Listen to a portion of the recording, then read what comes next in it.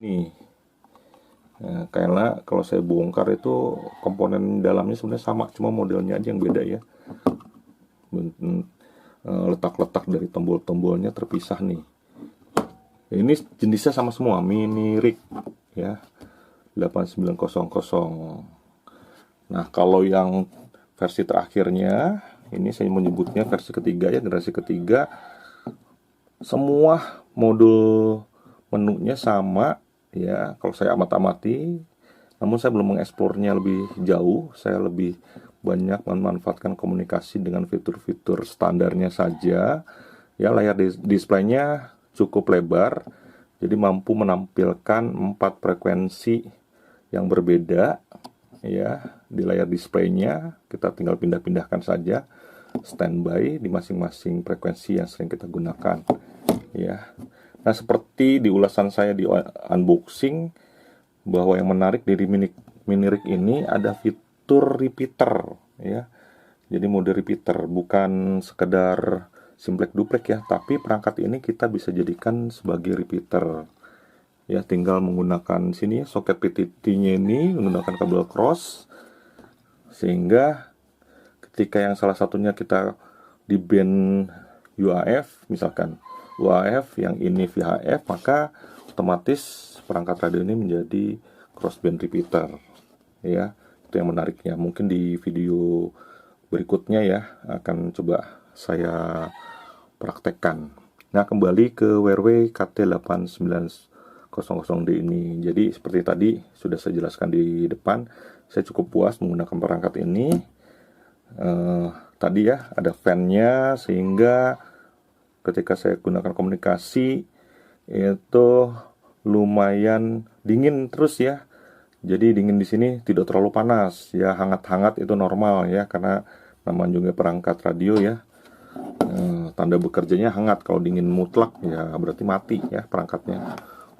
Nah, ini bagian depannya. Jadi untuk menghidupkannya tuh kita tinggal tekan bagian ini ya, volume ini ya. Bagian volume ini pengatur perubah frekuensi.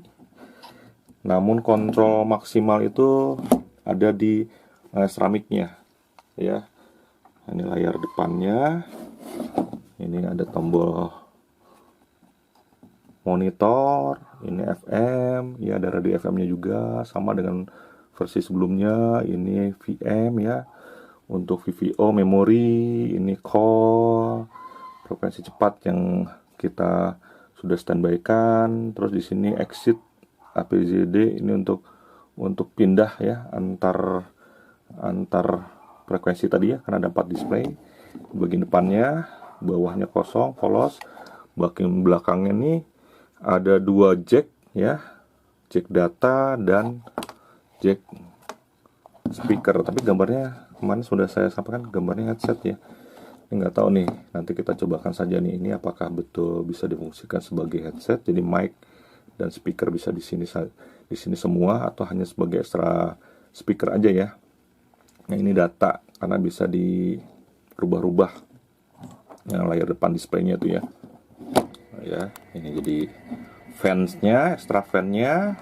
Ini untuk pot ke mana, ke antena ya. Bagian samping membuat bracket, bagian atasnya speaker di bagian atas. Jadi kalau kita letakkan seperti ini kita masih bisa mendengar ya. Cuma kalau ditaruh di mobil bagian atasnya tertutup, jadi speakernya suaranya kurang terdengar jelas ya. Nah, pengalaman baik lainnya dari hasil saya menggunakannya sehari-hari adalah kualitas audionya udah cukup baik ya, dari laporan beberapa rekan yang saya konfirmasi. Nah, kalau penggunaan yang versi 1 ini ya, generasi pertama ini, laporannya itu rada ngendem ya, suaranya itu kurang lepas katanya, seperti bicara di dalam gentong ya kalau informasi dari beberapa rekan. Sedangkan ketika saya menggunakan ini, banyak yang bertanya-tanya saya menggunakan perangkat apa ya, karena suaranya lebih baik dibandingkan perangkat sebelumnya ya. Jadi saya beralih dari mini rig yang versi pertama ini ke yang versi ketiga ya, generasi terakhir. Jadi ada beberapa perubahan perbaikan dari versi-versi sebelumnya ya, di versi yang terakhir ini ya, cukup bagus lah menurut saya. Jadi overall saya puas sekali. Cuma dari beberapa kelebihannya tadi, kekurangannya adalah mungkin kurang sensitif ya. Entah itu memang SQL-nya dinaikkan ya secara factory default-nya atau default dari pabriknya untuk merendam splatteran ya, karena khas dari Minirig ini, karena saya pernah berasumsi bahwa Minirig ini sebenarnya mesin HT ya, kayak Bofeng dan lain-lain yang dialihfungsikan menjadi rig dengan menambahkan final ya, karena dayanya diklaim ini high-nya itu mencapai 25 watt, sedangkan low-nya di sekitar 5 watt ya. Cuma pastinya nanti kan kita ukur ya. Nah, saya mampu berkomunikasi menggunakan seperempat lambda di kendaraan saya menggunakan seperempat lambda, ditaruh di roof bagian atas kendaraan saya, itu mampu berkomunikasi dua arah dengan rekan saya yang ada di sekitaran Jati Bening ya, Pondok Gede sana, dengan laporan yang bagus pengalaman saya menggunakan Minirig ini.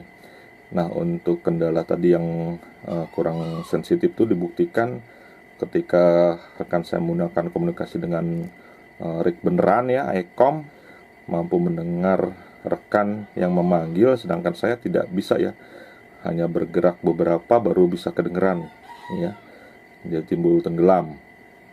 Nah, menandakan kurang sensitif. Mungkin itu salah satu tadi ya, salah satu usaha untuk merendam splatteran ya, tipikal dari HT itu kalau menggunakan anten luar tuh splatterannya tinggi ya, jadi suara-suara dari frekuensi lain itu bisa terdengar di frekuensi kerja kita. Ya, mungkin bisa disiasati dengan membuka SQL, tapi ya konsekuensinya splitternya akan terdengar lebih jelas dan banyak ya.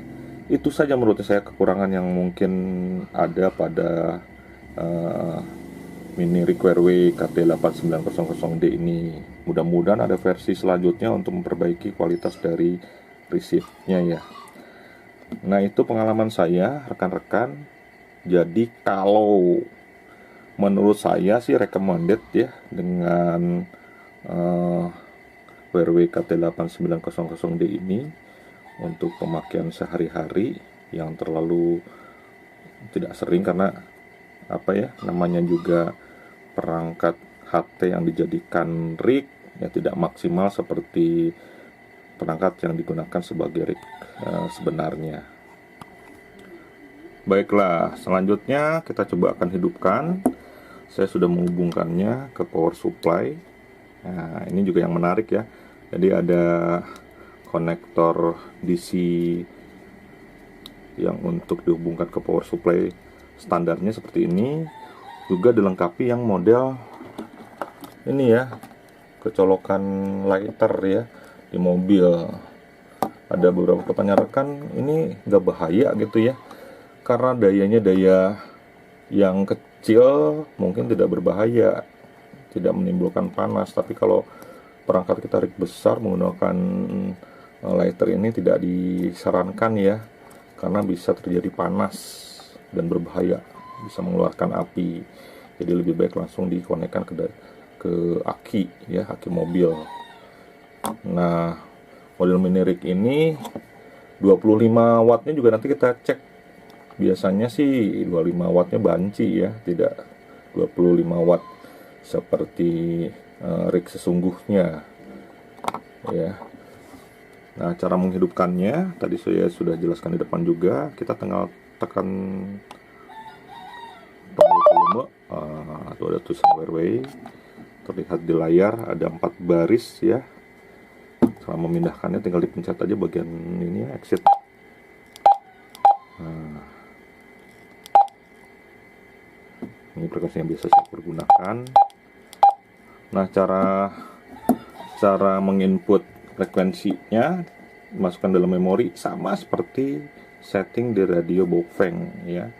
Jadi ada juga sistem timpah untuk setting RPU ya. Jadi sesimpel itu.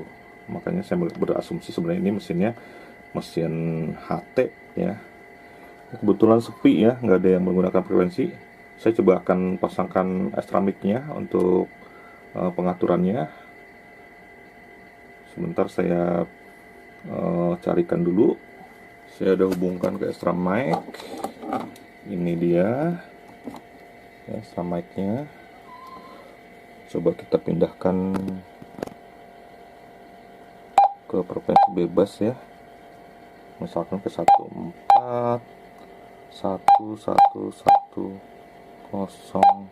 Di seputaran Bekasi, Om Dewa di mana? Jika di Bekasi, itu kualitas suara resipnya ya. Saya terima. Saya di kilometer 57 tol Cikampek. Medium bass kalau menurut saya kualitasnya. Wilujeng Enjing buat Kang De, Ya, Om cukup Dewa. Silakan Om bagus. Dewa barangkali mau panggil-panggil. Ada signal meternya juga ya. Standby jadi. 62. Sekalian radio cek aja. Nah, karena dari RPU apa enggak tadi pagi-pagi suaranya antena enggak dicoba-cobain gitu. Keburu-buru. untuk signalnya resipnya itu stabil ya. Teman-teman ini. Berbeda kalau kita direct, kualitasnya dipengaruhi oleh kualitas radio masing-masing rekan bicara kita. Lanjut aja mereka, sudah senang saya. Sudah disautin Berapa lagi ya? saya. Coba yang kedengaran direct ya. Dewa ganti. Om Dewa hati-hati di jalan. Kalau mau menuju. Ini di lokalan sini ya. Tidak terdengar, sedang sepi, nggak ada yang ngebreak. Mana lagi ya? 14 kosong juga.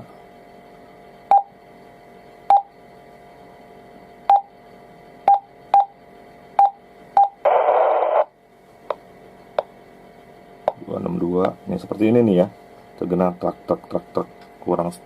kurang sensitifnya di sini ya. Jadi kalau ada sinyal yang kurang kuat masuk, hanya ceklek ya suaranya. Ini juga sepi. Coba kita scan.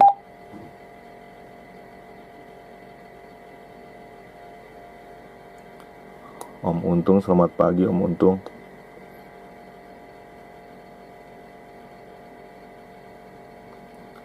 Pak Desa Dewu, apakah monitor? Wah, sepi ya. Hari ini nggak ada yang nge-break. Kebetulan saya nge-break di masih pagi ya, masih jam 8, mungkin masih beraktivitas olahraga, nyari sarapan dan lain-lain. Jadi nggak ada rekan-rekan yang bisa saya cobakan untuk bincang-bincang ya. Nah, nanti kita akan coba buktikan dayanya tuh berapa ya yang dipancarkan daya sesungguhnya menggunakan SWR dan Damilut ya sebagai beban simulasinya. Oke, saya akan siapkan terlebih dahulu. Ya, saya sudah pasangkan Damilut ini ya. Ini power SWR meter diamond. Pertama kita kalibrasi dulu ya. Ini posisi high. Kita kalibrasi dulu. Saya pakai kacamata dulu ya guys. Nggak kelihatan nih. Kita kalibrasi dulu. Untuk ya. Kita putar dulu. Fannya langsung nyala tuh. Kira di sini, nah, fannya berjalan ya. Tidak ada termostatnya di dalamnya. Pas transmit, tekan. Ini kan hanya ke sini ya bebannya. Damilut. Ini udah lihat, udah sejajar ya untuk kalibrasinya. Terus saya pindahkan ke power. Skalanya 200 watt. Kita lihat. bahkan tidak bergerak. Oh ini ya wattnya. Nah ini nih, kita lihat jatuhnya sekitar 20 watt. Coba kita pindahkan ke skala 20 watt, apakah lebih ya? Cuma 20 watt. Ini VHF ya, klaimnya kalau di VHF itu 25 watt, ini hanya 20 watt ya guys, lihat ya. Nah, coba saya akan pindahkan ke low. Sekarang posisi low. Nah itu 5 watt ya, 5 watt lebih dikit, malah 6 watt ya low nya di frekuensi 142222. Coba kita pastikan dulu kalibrasinya. Turun, terubah dulu.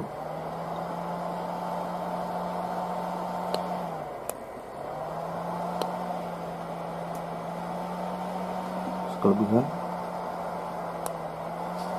kurang sini ya. Nah, kita pindahkan ke power, kita coba ya 6 wattan. Jadi untuk low itu 6 wattan, sedangkan high di 20 watt. Itu hasil pengukuran dari diamond antena, kecuali memang diamond antena saya ini rusak ya, mudah-mudahan tidak. Jadi hasil pengukurannya di high itu 20 watt, saya ulangi, dan di posisi running low itu sekitar 6 watt